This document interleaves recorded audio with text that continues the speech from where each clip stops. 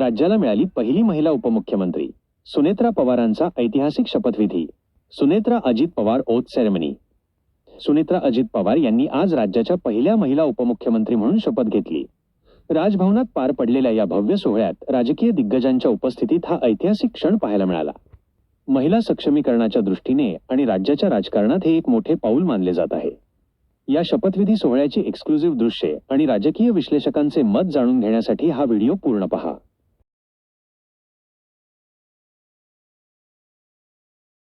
अशाच महत्त्वाच्या आणि वेगवान बातम्यांसाठी आवाज माझा ऑफिशियलला नक्की सबस्क्राइब करा.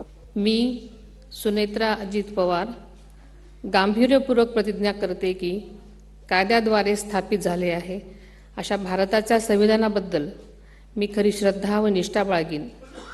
मी भारताची सार्वभौमता व एकात्मता उन्नत राखीन.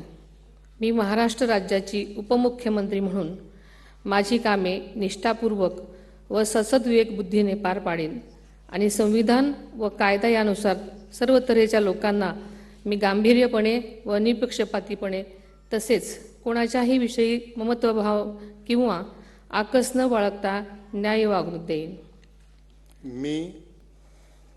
मी सुनेत्रा अजित पवार गांभीर्यपूर्वक प्रतिज्ञा करते की महाराष्ट्र राज्याची उपमुख्यमंत्री म्हणून माझ्या विचारार्थ आणली जाईल किंवा मला ज्ञात होईल अशी कोणतीही बाब अशी उपमुख्यमंत्री म्हणून माझी कामे यथायोग्य पार पाडण्यासाठी आवश्यक असेल ते खेरीज करून एरवी मी कोणत्याही व्यक्तीला किंवा व्यक्तींना प्रत्यक्षपणे वा अप्रत्यक्षपणे कळवणार नाही किंवा त्यांच्याकडे उघड करणार नाही.